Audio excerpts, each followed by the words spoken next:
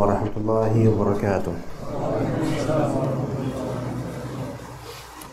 Innal hamdalillah nahmaduhu wa nasta'inuhu wa nastaghfiruh wa na'udzu billahi min shururi anfusina wa min sayyiati a'malina. May yahdihillahu fala mudilla lahu wa may yudlil fala hadiya lahu. Asyhadu an la ilaha illallah wahdahu la syarika lahu wa asyhadu anna Muhammadan 'abduhu wa rasuluhu la nabiyya ba'dah. Amma ba'd, kita insyaallah pada duha ini kita akan melanjutkan kajian kitab Bulughul Maram fi Adillatil Ahkam karya Ibnu Hajar Al-Asqalani rahimahullah. Kita masuk ke pembahasan hadis kedua. Kalau di buku terjemahan insyaallah kita sampai hadis keempat.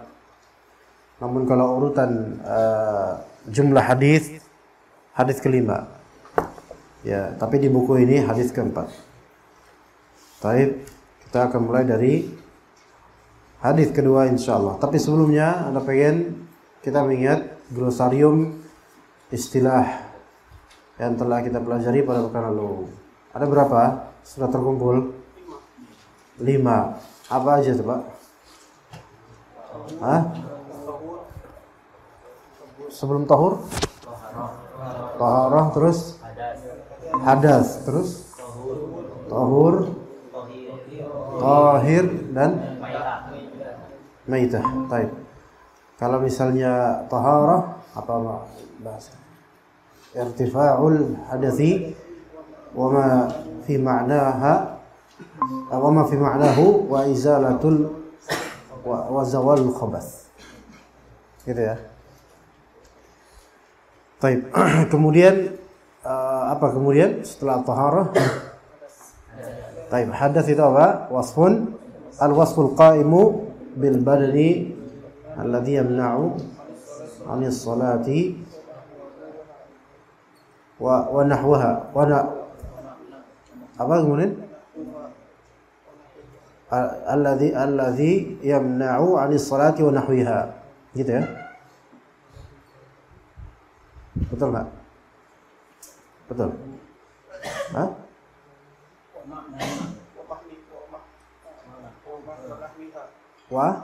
Wa ma fi nahwiha ya. Abu Himad paham kan tapi? Kalau diterjemahin. Kemudian yang ketiga apa? Tahur, sah enggak? Tahur itu at-tahiru li dzatihi. Kemudian al-mutahhiru li ghairihi. Atau nulis bahasa Indonesia aja, Pak? Iya. Semoga Allah beri antum hidayah. Jadi at-tahur itu tak suci secara zat dan mensucikan selainnya. Kemudian setelah tahur apa? Tahir, bukan tahir, salah. Baca tahir itu salah. Ya tahir. Itu bacanya. Jadi walaupun jadi jangan di Indonesia kan tahir itu salah. Ya, jadi yang benar tahir. Gitu ya tahir.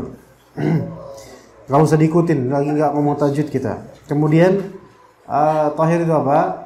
At-tahiru li dzatihi ghairu mutahhirin li ghairihi. Setelah itu apa?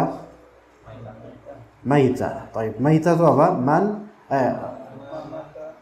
Ma mata min hayawanin bi ghairi zakatin syar'iyyah. Yaitu apapun dari makhluk hidup yang mati bukan karena penyembelihan syar'i. Baik.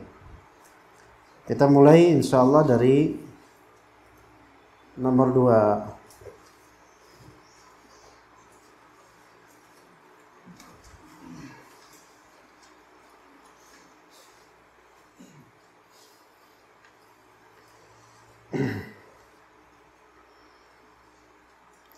تفضل اقرأ يا صاحب القراءة يا صاحب القراءة. الحمد لله والصلاة والسلام على رسول الله. الحديث الثاني وعن أبي سعيد الخدري. Ada dua nggak ini ya Pak? Mikrofonnya nggak ada dua gini. Mikrofon nggak ada dua. Hah? Di record. Oke. Baik. وعن أبي سعيد الخدري رضي الله عنه قال قال رسول الله صلى الله عليه وسلم إن الماء طهور لا ينجسه شيء أخرجه الثلاثة وصححه أحمد. Taib. Hadis tsani, hadis yang kedua ini yaitu tentang apa? Dia bukan tentang air laut lagi, tapi tentang masalah kaidah al-aslu fil ma'i at-taharah. Jadi ikhwan, ada kaidah, dan kaidah ini sesuai dengan dalil baik dari Al-Quran atau As-Sunnah. Yaitu kaidah begini.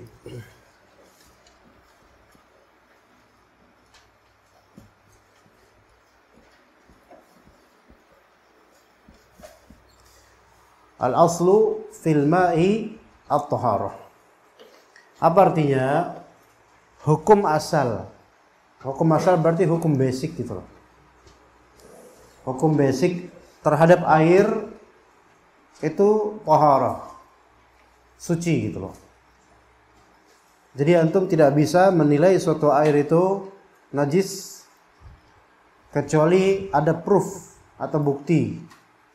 Baik bukti yang memang antum ketahui dengan panca indera itu mata atau kabar, atau bukti dari dalil. Ya. Begitu. Kemudian misalnya air ini air minuman dari bensin. Dia memabukkan. Bahkan bisa mematikan kalau dosisnya banyak. Taib. Apa hukum kesucian bensin ini? Apa hukum kesucian bensin ini? Suci atau tidak bensin itu? Suci. Kenapa suci? Ayo, apa alasannya? Sebutin kaidahnya. Apa kaidahnya apa? Al-aslu fi al-ma'i at-taharah. Salah. Masuknya dalam al-aslu fil asya'i at-taharah. Jadi ada kaidah al-aslu fil asya' at-taharah. Asalnya sesuatu, apapun barangnya itu asalnya hukumnya suci. Semua hal asal hukumnya suci. Ini masuk ke apa? Namanya qaidah fiqhiyah. Al-aslu fil asya' at-taharah. Atau bisa juga masuk ke dhabit fiqhi. Tapi kalau ini masuknya dhabit fiqhi, yaitu di bab air saja ini masalahnya. Kalau tadi di semua bab. Baik antum nyentuh tembok, itu suci enggak? Suci, karena asalnya sesuatu itu suci asalnya. Tidak najis. Antum baru boleh mengatakan itu najis jika sudah mendapatkan bukti bahwa itu najis dengan dalil. Taib, apakah minyak seperti bensin bisa masuk sini? Tidak. Karena minyak itu bukan ma. Oke? Maka parfum itu masuk sini enggak kaidahnya? Tidak. Masuknya ke mana? Al-aslu fil asya. Karena asya itu lebih universal. Itu kaidah. Jadi antum sudah dapat dua kaidah sebenarnya. Al-aslu fil asya'i at-taharah itu lebih universal, dan al-aslu fil ma'i at-taharah. Nah, air itu ma. Tetapi tidak semua yang kita anggap cair, bukan padat, cair, itu berupa ma. Karena ada namanya cairan. Cairan itu namanya al-ma'i'u. Ma'i' namanya. Ma'i' itu cairan. Oke, sebagian ulama mengatakan air sirup bukan ma, melainkan ma'i', masuk cairan. Sebagai beberapa ulama saja, tapi umumnya ulama mengatakan air sirup termasuk ma juga. Ya, al-muhim di sini asalnya air itu suci. Hadisnya apa? Hadis kedua dari Abu Sa'id Al-Khudri radhiyallahu anhu. Beliau berkata, Rasulullah sallallahu alaihi wasallam bersabda, "Innal ma'a tahurun la yunajjisuhu syai'." Abu Sa'id Al-Khudri, ulama dari kalangan Ansar asli Madinah, dan beliau radhiyallahu anhu wafat pada tahun 74 Hijriah. Ya. Kalau Abu Hurairah kan 57 Hijriah.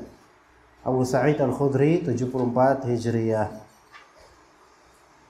Taib, dalam riwayat Abu Dawud di sini Abu Dawud, Tirmidzi, Nasa'i dan juga Imam Ahmad, Thalathah dan juga Ahmad, yaitu meriwayatkan hadis ini dengan syarat mereka semua dari Abu Sa'id Al-Khudri radhiyallahu anhu. Panjang hadisnya adalah, jadi ini hadis ini tidak sesimpel ini, ikhwan.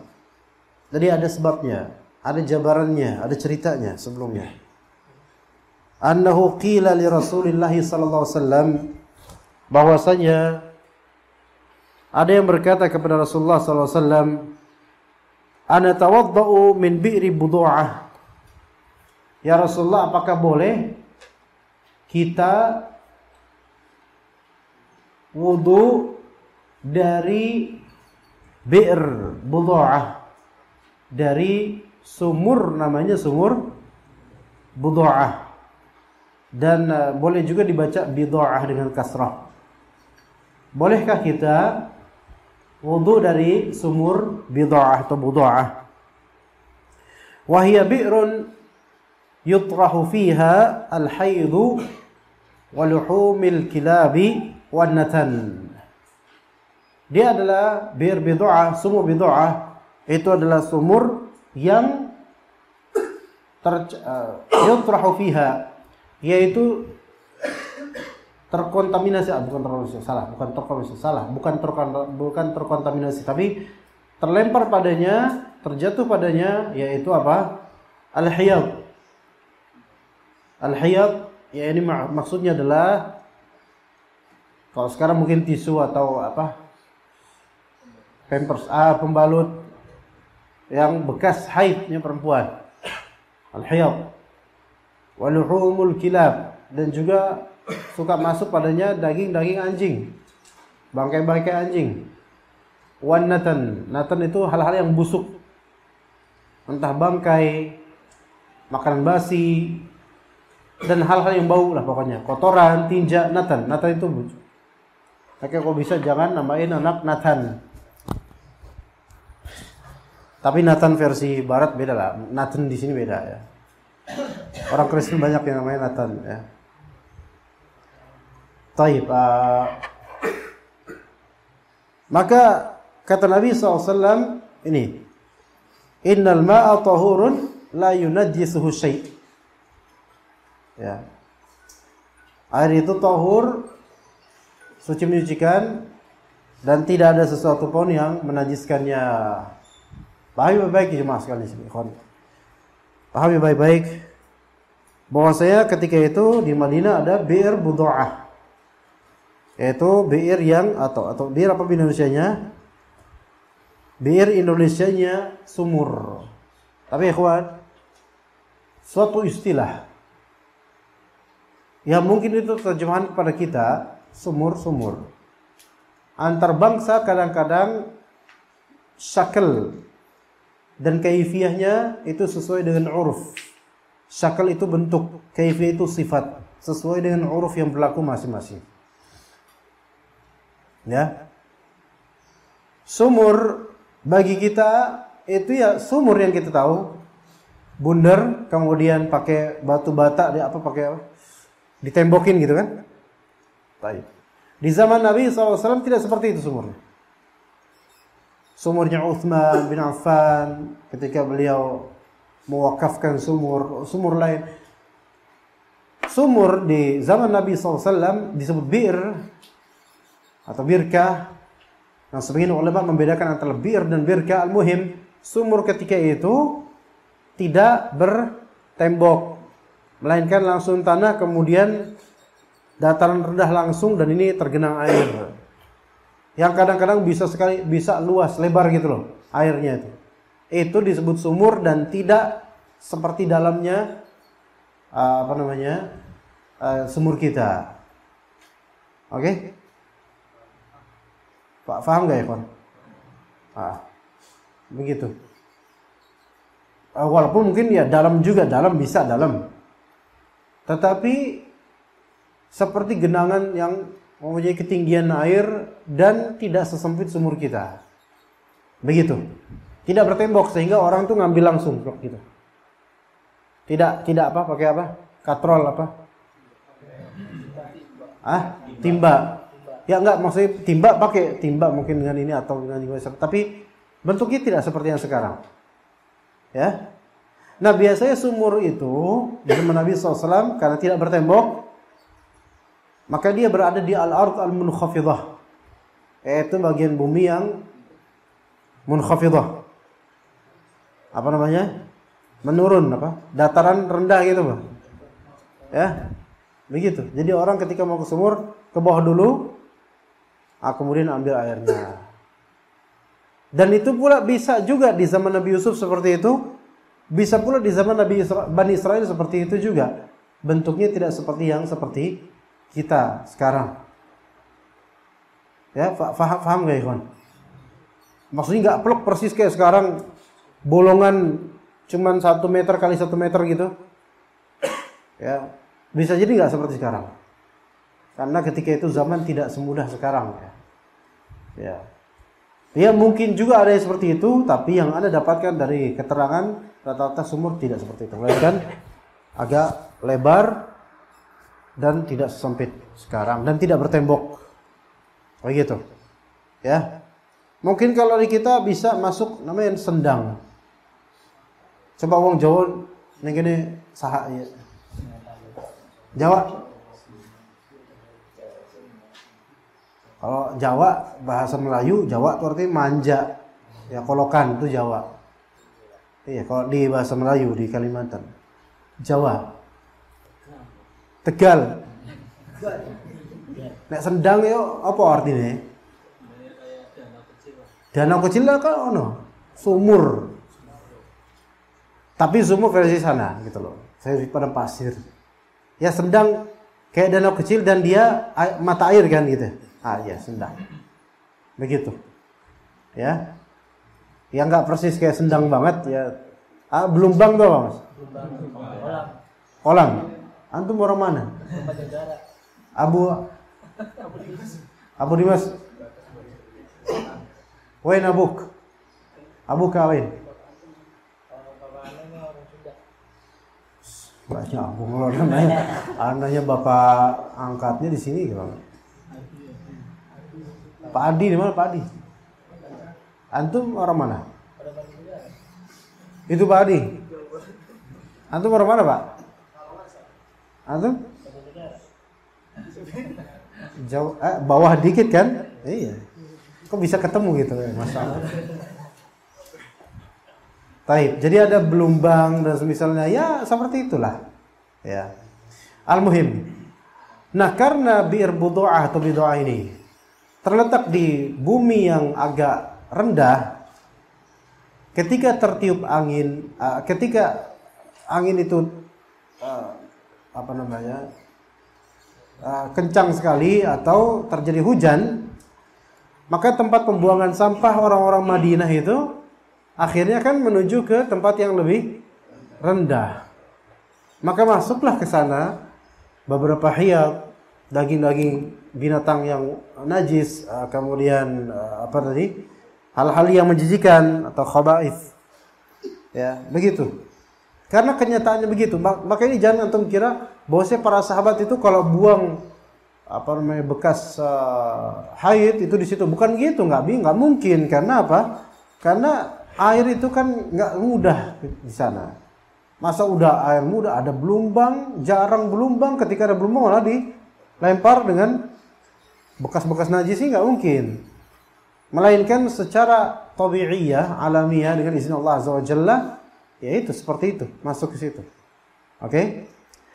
Maka apa kata Nabi SAW? Dia para sahabat makanya nanya ini supaya untuk menepis keraguan mereka gitu loh. Apakah ini berpengaruh ya Rasulullah? Maka kata Nabi SAW, innal ma'a la yunajjisuhu syai'un. Innal ma'a la yunajjisuhu syai'un. Coba di artinya gimana di situ? Sesungguhnya air itu suci, tidak ada sesuatu pun yang dapat membuatnya najis.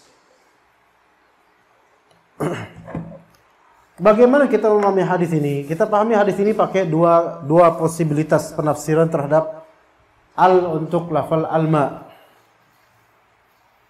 Ya kan? Kata Nabi SAW bagaimana? Oh iya, ini ada penghapus sana, lupa. Pakai tisu tadi. Innal ma'a tahur. Ya, tahur. Tadi ketinggalan.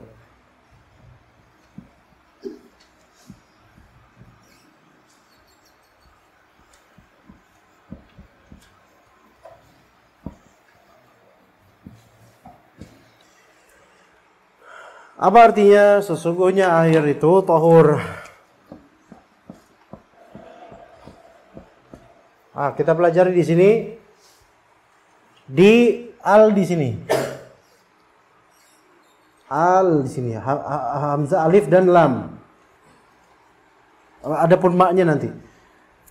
Kita belajar usul fikih dengan kaidah usul fikih untuk mempelajari ini al-ma' at-tahur. Bagaimana menerjemahkannya dengan baik. Ya. Di sini ada dua kemungkinan yang benar. Imma makna al di sini adalah al, yaitu al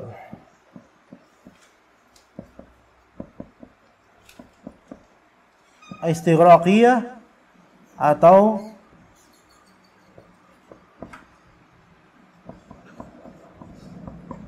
ya, Anda yakin antum nggak paham?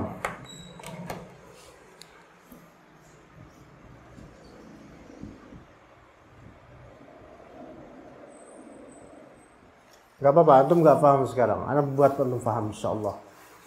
Jadi al itu dalam balaghah dan usul fikih, dia bisa al-istighraqiyah, bisa al-jinsiyah, bisa al-ahdiyah dzikriyah, bisa al-ahdiyah dzihniyah. Ada empat kemungkinan. Namun yang benar untuk hadis ini dua kemungkinan. Al di sini, Waalaikumsalam, al-istighraqiyah atau al-ahdiyah dzikriyah. Istighraq yaitu tenggelam. Arti istighraq maksudnya tenggelam apa? Yaitu mencakup apapun yang disebut air. Itu maknanya. Berarti bisa dimaknai yang pertama, mana innal ma'a tahur, yaitu inna kullal ma'i tahur, itu maknanya. Inna kullal ma'i tahur, sesungguhnya kulla artinya apa? Kullu semua. Sesungguhnya semua yang disebut air itu suci menyucikan. Oke? Itu makna pertama kalau kita pakai tafsiran ini, tafsir. Makanya menafsirkan itu pakai ilmu. Di antara ilmunya yang pertama ini usul fikih. Ini ilmu balaghah dan usul fikih ini. Untuk al itu saja, itu ada tafsirannya loh. Maka nggak sembarangan kita bicara ilmu syar'i. Hasan. Antum Hasan bukan orang? Antum tidur nggak barusan? Hasan? Antum tidur barusan? Ana menangkap sinyal-sinyal ketiduran dari antum. Nah, tidur pas bangun ditanya, diem aja menantang baik ya. Innal ma'a tahurun la yunajjisu syai'. Kalau kita pakai tafsiran pertama berarti apa? Sesungguhnya semua yang disebut alma, air, itu tahur, suci menyucikan. Tidak dinajiskan oleh sesuatu pun. Oke, itu madhab pertama dalam menafsirkan ini.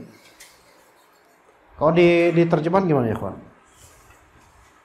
Sesungguhnya air itu suci. Ya, masih mujmal nggak jelas maksudnya apa air itu suci. Apakah air itu maksudnya seluruh air?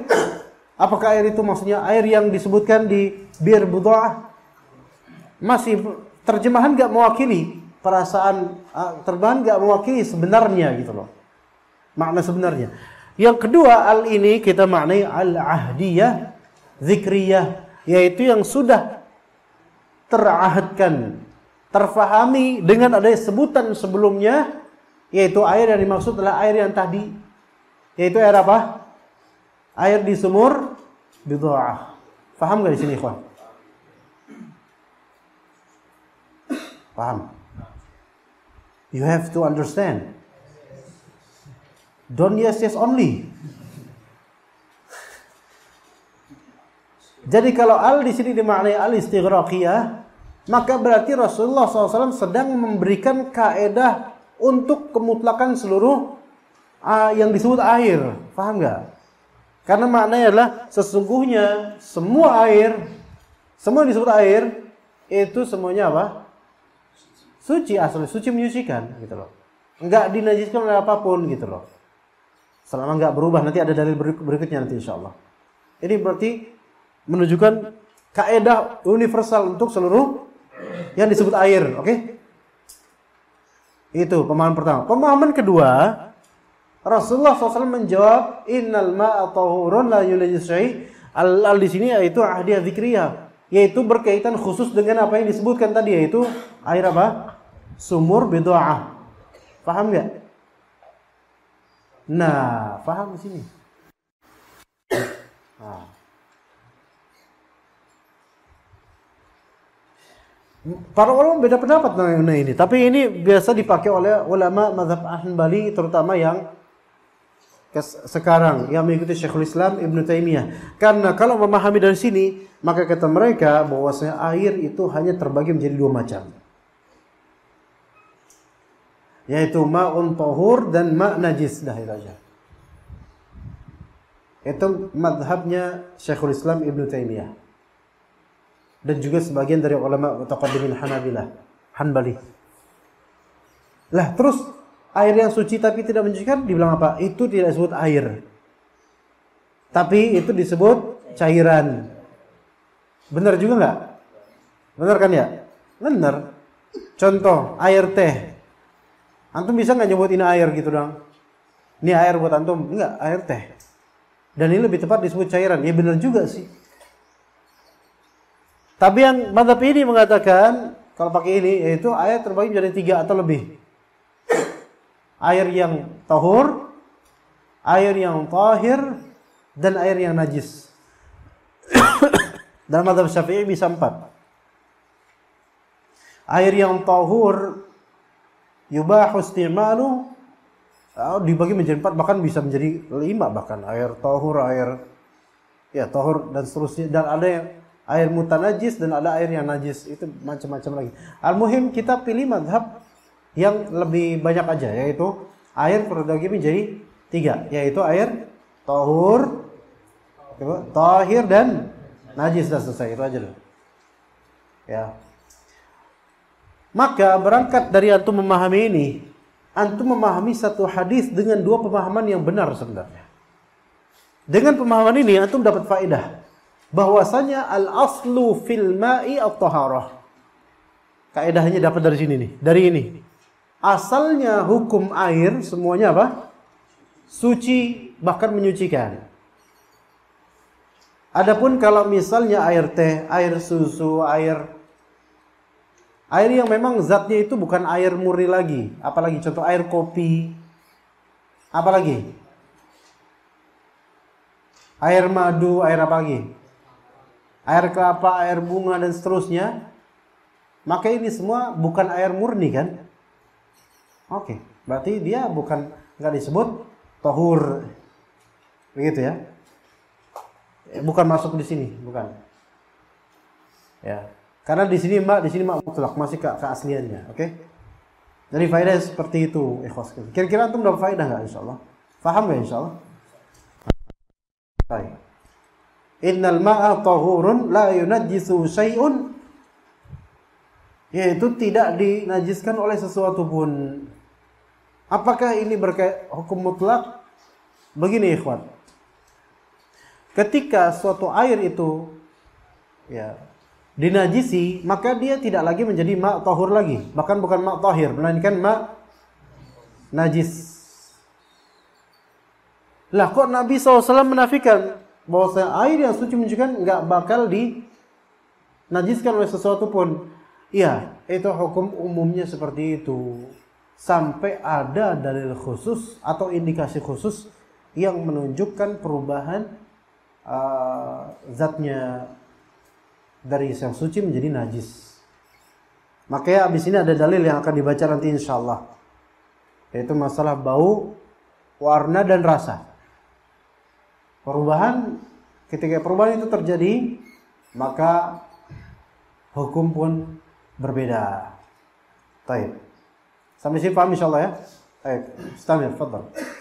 الحديث الثالث وعن أبي أمامة الباهلي رضي الله عنه قال قال رسول الله صلى الله عليه وسلم إن الماء لا ينجسه شيء إلا ما غلب على ريحه وطعمه ولونه أخرجه ابن ماجه وضعفه أبو حاتم.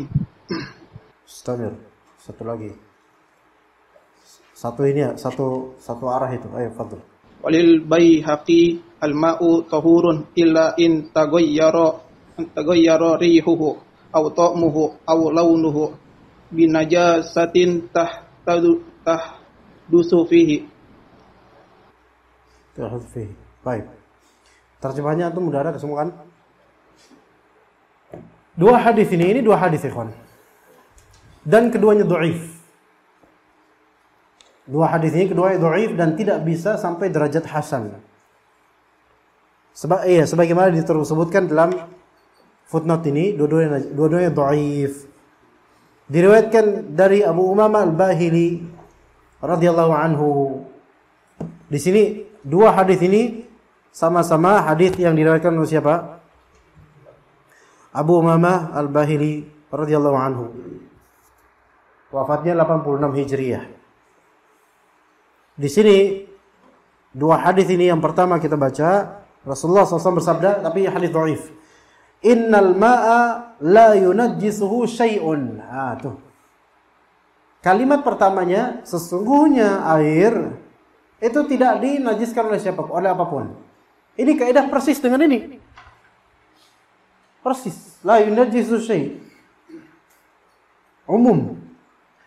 Namun kemudian dikecualikan oleh beliau dengan lafaz illa, kecuali illa ma ghalaba ala rihihi wa ta'mihi wa launihi, kecuali oleh najis. Ma di sini ditafsirkan najis.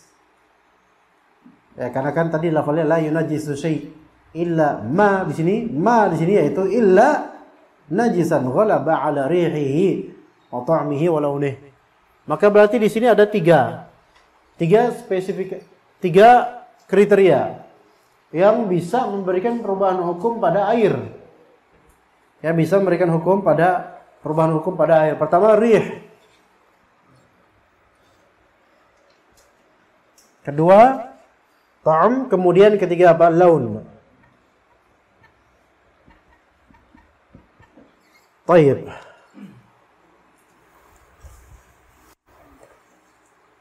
Rih di sini bukan maknanya angin, ikhwan. Ya.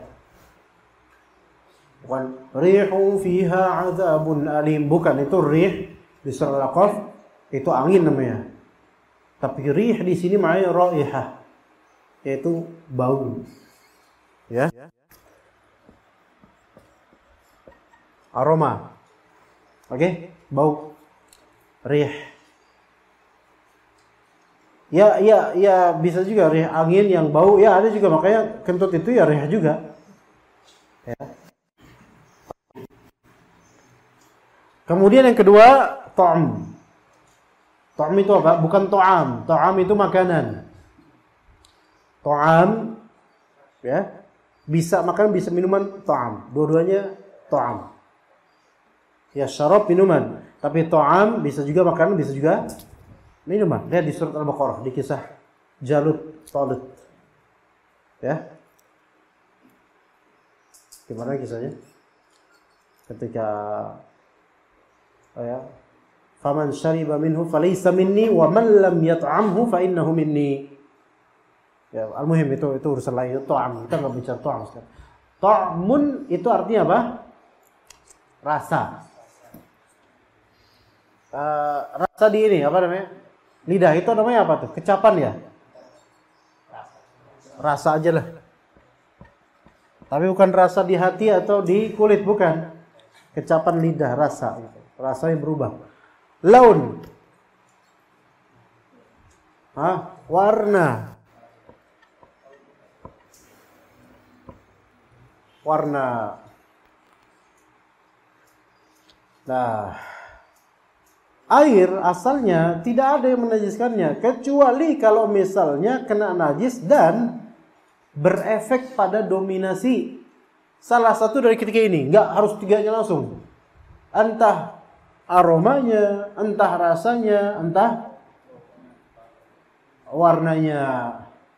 Ketika salah satunya terwujud, yaitu najis itu mendominasinya air itu, maka dia disebut air najis atau mutanajis. Oke?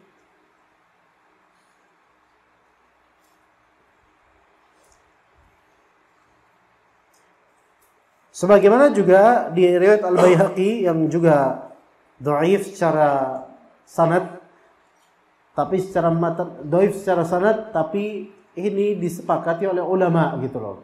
Kaidah ini disepakati oleh ulama. Jadi hujjahnya bukanlah dia hadis ini, melainkan hujjahnya di ijma' ulama terhadap kaidah ini. Al-ma'u tahir. Dalam naskah lain disebutkan al-ma'u tahur. Air itu aslinya suci, menyucikan dalam keadaan aslinya. Illa an taghayyara rihuhu aw ta'muhu aw launuhu binajasatin tahdutsu fihi. Kecuali kalau misalnya air itu berubah dari segi apa? Bau misalnya. Atau dari segi rasa, atau dari segi warna. Salah satu aja. Ya syukur-syukur ketiganya dapat. Dengan apa? Dengan sebab binajasatin. Lihat, binajasatin. Bi di sini ba sababiyah, yaitu disebabkan najasah, benda najis, tahdutsu fihi, yang ada padanya. Ya, di sini terjemahnya terjatuh di dalamnya. Sebenarnya nggak mesti terjatuh. Nggak mesti terjatuh. Ya. Bisa aja bukan terjatuh disebutnya. Kadang-kadang najis itu mungkin berasal dari binatang yang bukan terjatuh tapi berendam sakaratul maut, mati, kan bisa. Ya. Misal tikus ke sebuah kolam, dia nggak terjatuh di situ, dia memang pengen nyebrang. Qadarullah dia nggak kuat, jantungan, akhirnya mati. Apakah itu terjatuh? Makanya ibrah di hadis ini lebih benar binajasatin tahdutsu fihi, yaitu dengan suatu najis yang terwujud di air tersebut. Hadatsa yahdutsu itu artinya baru, yaitu terjadi, happening. Makanya kejadian dalam bahasa Arab itu namanya haditsah. Iya. Kejadian, peristiwa itu haditsah. Waqi'. Ya begitu ya. Taib. Jadi berapa kriteria posibilitas berubahnya air suci menjadi najis? 3. Antum lihat. Antum kecap dan antum cium. Kalau lihat, yaitu lihat dari apa? Warnanya. Kalau kecap, rasanya. Kalau aroma dia dicium, menciumnya. Kau mencium dengan aromanya. Itu ketika memang antum tahu ada najis yang tahdutsu fihi gitu loh. Ada najis yang ada padanya. Adapun kalau air itu antum nggak tahu, normal biasa, maka antum harus kembali ke hukum asal. Oh, suci menyucikan. Contoh, rumah kosong. Ya. Ketika itu antum ke rumah kosong. Anda nggak tahu, antum nggak tahu antum ngapain ke rumah kosong, itu urusan antum. Tapi ceritanya gitu. Ya. Maka ketika antum ke rumah kosong, antum dapatkan bak mandi dan masih ada genangan air. Baik, genangan air. Kemudian ada laba-laba air di genangan itu, dan ada lumut-lumut di air itu, dan ada ya bukan, ya, pokoknya biasa. Gimana sih air di tempat yang nggak pernah dikunjungi orang gitu loh? Nyamuk, jentik nyamuk. Pertanyaan Nana, bolehkah antum berwudu dengan air itu? Atau antum harus ngecek dulu? Antum udah ngeliat sih semua fine-fine, cuman paling kotor-kotor tanah, debu atau mungkin karat besi bak mandi atau gimana gitu loh. Atau lumut atau laba-laba air atau kecoa. Atau kecoa, jentik nyamuk. Iya. Itu bahasa sini kecoa. Ya. Gimana? Alas antum lihat itu. Antum boleh nggak wudu di situ? Apa dalilnya dan apa kaidahnya? Udah kita belajar udah. Innal ma'a tahurun la yunajjisu syai'. Atau dengan ini tadi. Al ma'u tahirun illa anta atau jadi innal ma'a la yunajjisu syai'un illa ma ghalaba 'alaihi rihuhu aw ta'muhu aw launuhu. Ini udah dalilnya. Antum udah mengamalkan dalil.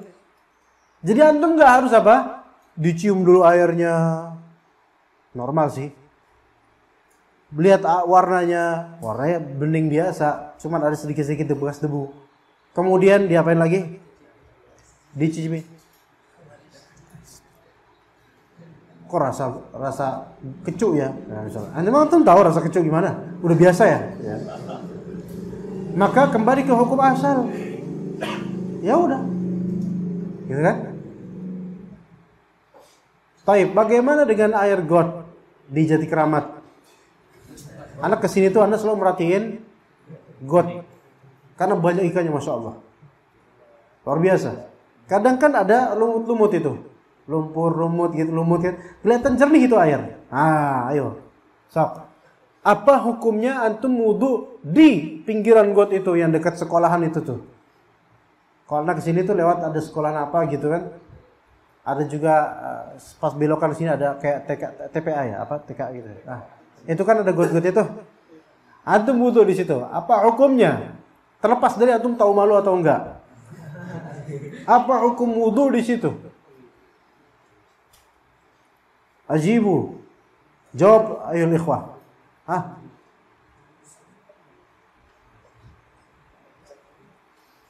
Sah atau tidak? Apa indikasi yang membuat antum mengatakan itu tidak sah untuk di situ? Warna enggak berubah, ikhwan. Bau enggak berubah. Coba antum cium. Bangkai dari mana? Enggak, itu jernih kok, bersih beneran.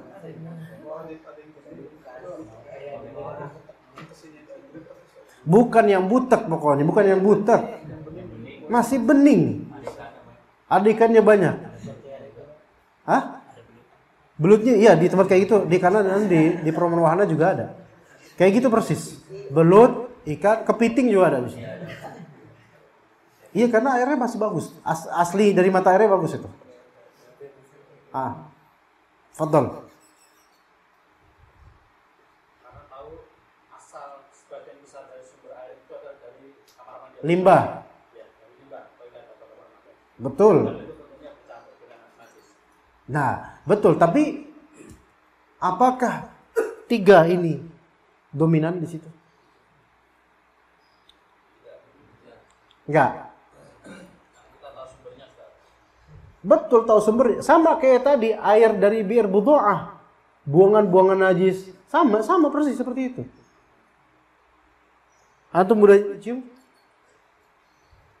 Kalau sana antum sudah mencium istri pagi ini?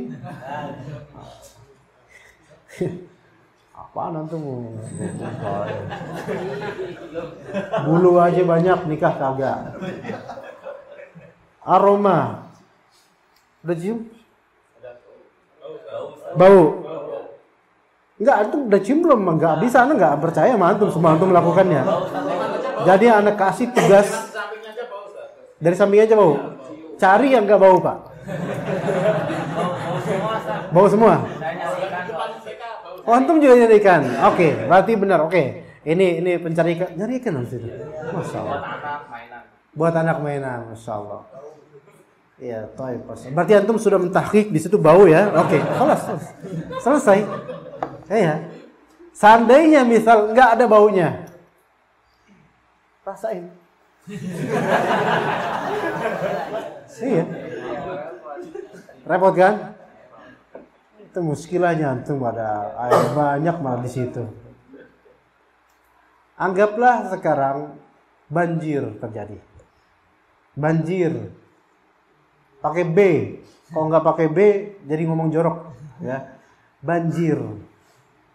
Ya. Tergenang di jalanan tuh air.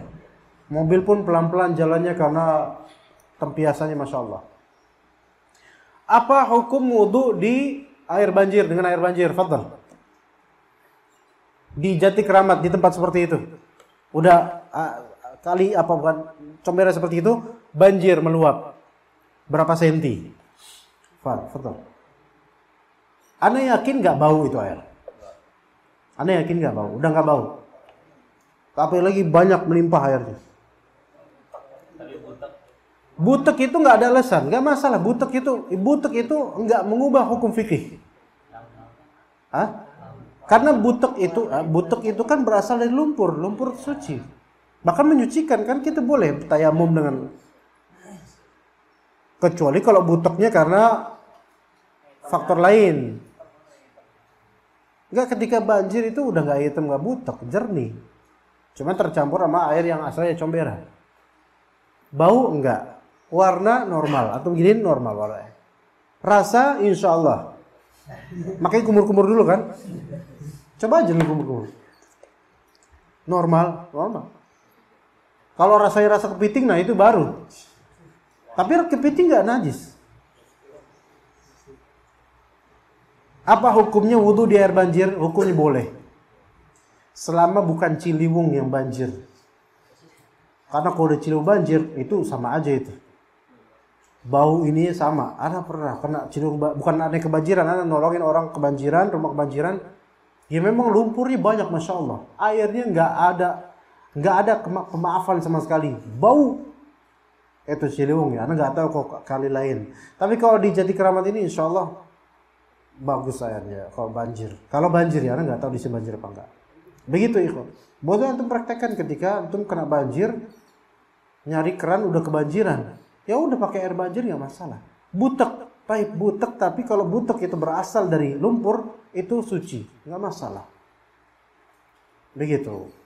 Paham di sini, kawan? Hadis berikutnya, fadhal.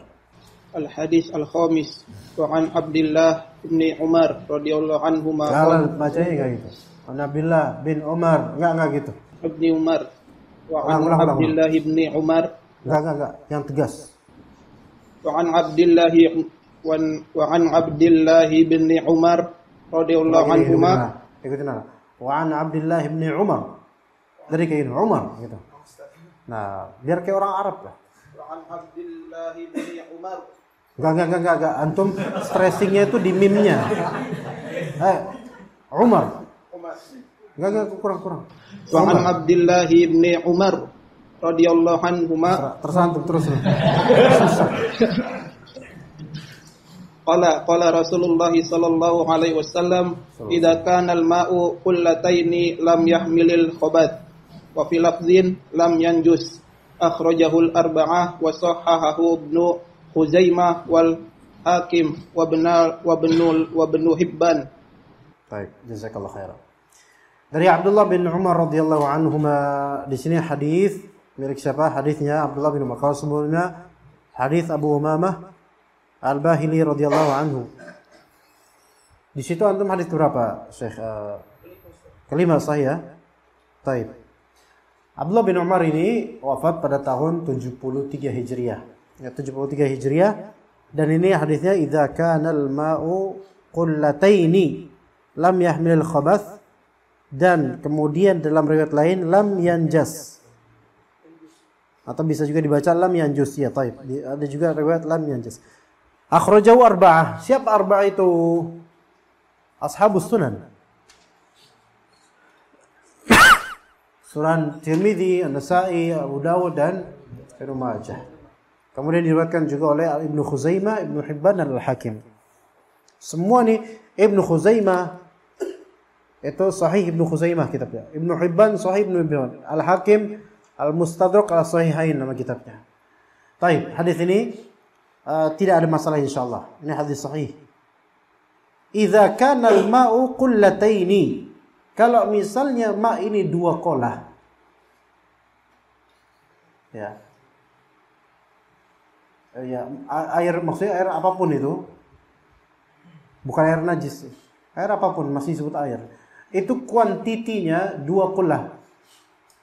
Nah, orang Arab, orang Jawa itu benar ketika mereka menamakan kolah dari bahasa Arab.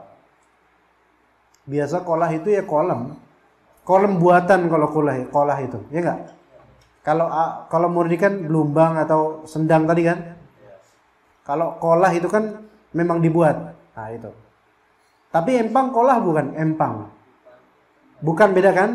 Jadi kolah itu memang yang untuk dikonsumsi atau untuk mencuci atau untuk mandi berwudu. Kayak antum biasa mandi di kolah? Nah iya. Dari wajahnya kelihatan Pak. Iya, dekat-dekat pohon bambu gitu. Nah, itu namanya kolah. Biasa orang desa buat mandi, buat cuci baju, buat wudu. Biasanya juga ada dekat masjid. Nah, itu kolah namanya. Dan itu benar dari bahasa Arab, dari fikih. Qullah. Iya, asalnya gitu.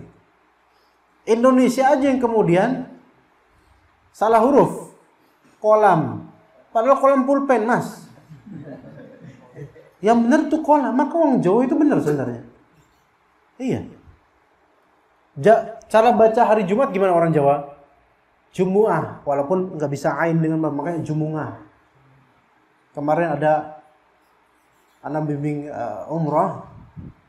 Ada peserta namanya Siti Jumu'ah. Ini mesti orang tua bener ternyata. Nenek moyang, ya. Tapi Jumu'ah, bacanya Jumu'ah. Kalau kita kan dibaca apa? Jumat. Di Arab enggak disebut Jumat. Hadza yaumul Jumat. Enggak. Baca gimana? Hadza yaumul Jumu'ah. Iya. Jadi Arab sama Jawa itu walaupun mukanya antara langit dan sumur lapindo tapi ada kedekatan kadang-kadang. Nah, di sini qullatain berarti itu adalah kadar air yang minimal sehingga tidak terpengaruh oleh khobath atau najis. Maksudnya khobath di sini apa? Najis. Kalau air itu sudah mencapai 2 qullah, dan kata para ulama ini takriban, yaitu pendekatan saja, melainkan kita tidak harus menghitung ini sudah 2 qullah atau belum. Kira-kirain aja. Maka tidak mengandung atau tidak terkontaminasi dengan najis atau tidak najis, anggaplah gitu.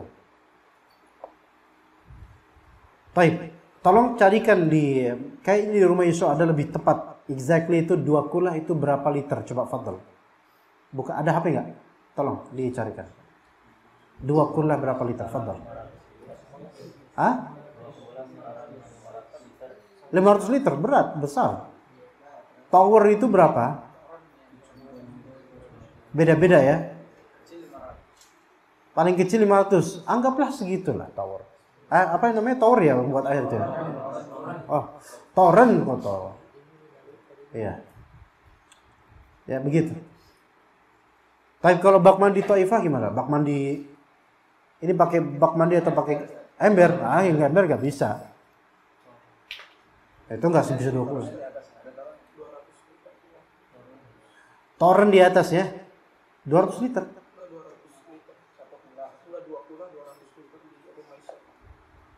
Enggak, antum dari mana 500 liter? Dari enggak. Lah, ini salah ini. Aduh, ini salah. Dia ritol namanya. Dia terjemahkan liter. Salah ini. Dalam istilah ada ritlu Iraq.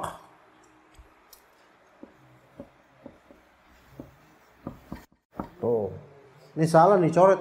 Siapa sih penerjemahnya ini? Ngawur ini. Ritol itu tidak diartikan liter, salah. Ritol itu adalah suatu takaran massa untuk cairan versi Irak. Itu bukan liter namanya. Itu zaman itu ulama di ratusan tahun lalu nyebutnya ritol Tapi itu bukan liter zaman kita, beda itu. Kan namanya ukuran takaran kan sebutannya beda-beda.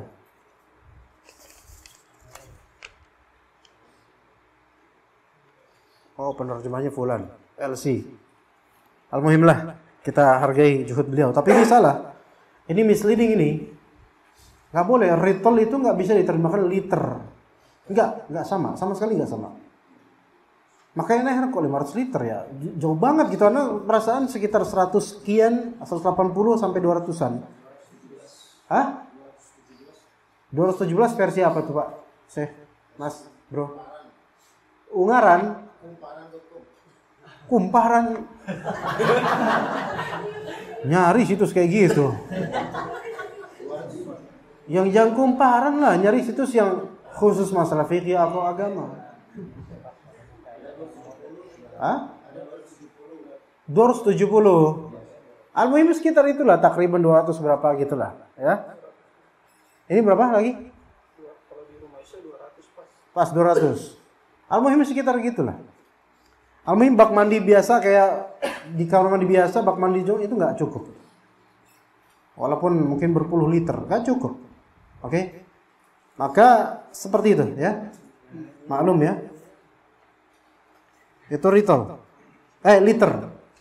Sekali lagi, ritol itu istilah lampau dan itu bukan liter. Walaupun kayak mirip-mirip gitu. Bukan, enggak. Maka ini misleading, salah. Antum coret 2 kullah setara dengan 500 liter, salah. Dengan menggunakan liter Irak, enggak. Ritol Iraqi itu ada sendiri. Ya.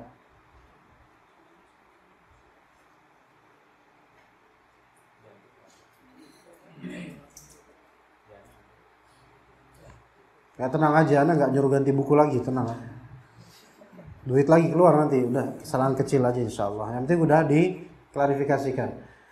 Nah, kalau misalnya air sudah sampai 200 sekian liter untuk takaran sekarang, masa sekarang, air, cairan, maka lam yahmilil khobath, ini maksudnya adalah biasanya tidak mengandung kotoran, artinya juga tidak dikontaminasikan oleh kotoran secara komplit, nggak bisa karena sudah kadung banyak. Tayyib. Tetapi ketika antum melihat dengan jelas di kolam renang yang luas itu si fulan pipis di pojokan sana. Di pojokan sana fulan pipis. Antum lihat. Ya salam pipis. Antum samperin. Bukan pengen negor, pengen ngelihat bekas pipisnya di air. Tanya. Kemudian terlihat kekuning-kuningan di situ. Apa hukum wudu di situ? Bagian pojok yang bekas di pipis ini tuh. Kolam renang itu udah beratus-ratus liter itu. Bukan beratus lagi, beribu-ribu liter. Boleh? Boleh. Masih ada cairan kuning itu masih tergenang gitu. Karena ini antum lebih pro nggak boleh karena warna sudah berubah, rasa berubah nggak? Asin. Kayaknya pengalaman biasa ya. Aroma juga mungkin ya. Tapi bagian kenapa nih? Antum lebih pro ke hadis ini? Ini kan udah 2 kula, lebih dari 2 kula. Boleh. Walaupun bekas cairan kencing itu. Enggak, tapi ini masih baru kencing. Bahkan orang yang kencing aja belum cebok. Maksudnya baru masih hangat. Ini masih antum, ini masih hangat itu airnya. Gimana menurut antum? Tadi kalau antum bilang masih berpuluh-puluh, masih berliter-liter air, itu dominan bersihnya. Belum apa? Dominan bersihnya masih bisa. Betul. Antum kurang tidur ya? Agak panda, matanya agak hitam, antum kurang tidur, begadang. Jadi ikhwan, kalau masih di situ zat najisnya dan zahir seperti ini nggak boleh lah. Karena zahir di situ bagian situnya gitu. Ini maksud Nabi SAW adalah 2 kula itu biasanya secara komplit nggak bakal najis langsung semuanya masuk Enggak. Paling sisi-sisinya kalau kena najis paling bagian kecil-kecilnya aja. Paham gak ya, Pak? Ya begitu juga kalau misalnya lagi apa namanya? Di kolam renang ada anak kecil kebelet bu mau misalnya. Waduh, kalau kamar mandi jauh, udah di sini aja banyak air. Akhirnya cemplung di situ.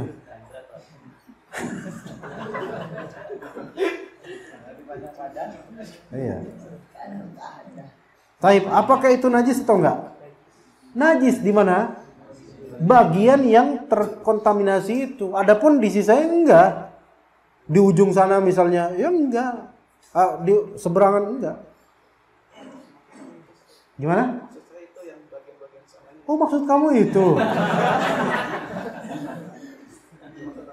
Ya. Oh iya. Ya, begitu maksudnya ya. Jadi bukan berarti kalau misalnya udah dukula, absolutely enggak sama sekali kena najis, enggak berpengaruh. Bentar, iya itu kaidah umumnya. Tetapi ketika ada bagian specified yang kena najis dan terpengaruh, di bagian itu saja yang enggak boleh kita berwudu dengannya. Oke? Kalau misalnya ada tikus di kolam renang yang luas, ada tikus membangkai di situ, mati di situ, busuk di situ.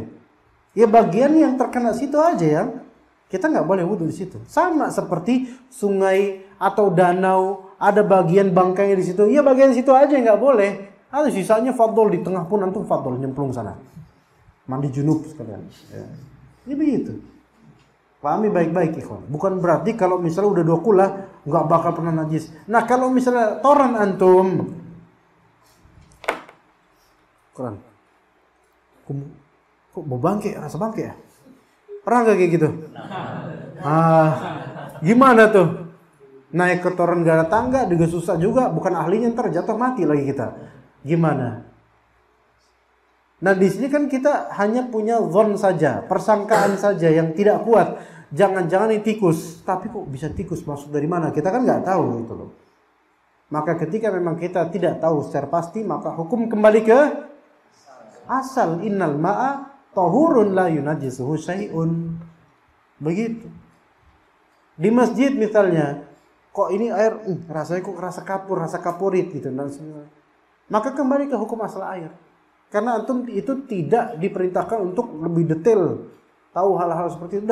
Zahirnya saja warna, ya rasanya mungkin rasa kembali ke alamnya atau rasa yang memang itu penyulingan dan seterusnya, itu insya Allah nggak masalah. Ya insya Allah nggak masalah. Kembali ke asal aja. Kalau memang antum ragu, kembali ke hukum asal. Gitu. Ketika antum ragu, kembali ke hukum asal. Tapi ketika sudah indikasi kuat, baru antum kembali ke pengecualian bahwasanya ini ada pengecualian. Najis atau tidak suci disucikan lagi. Taib. Sampai situ insyaallah hadis kelima. Ada pertanyaan ikhwan? Wadih insyaallah semuanya jelas ya. Hari ini kita nggak dapat istilah kecuali 3 ini, rih, ta'am dan laun, tapi itu istilah yang tidak perlu dijabarkan secara detail karena sudah maklum maknanya ya. Mudah-mudahan bermanfaat.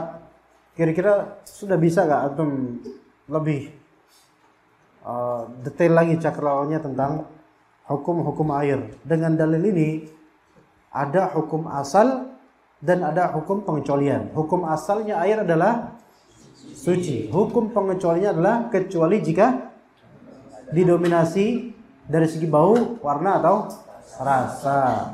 Begitu. Pun begitu dengan air yang tidak najis tapi yang kena benda suci. Contoh air teh.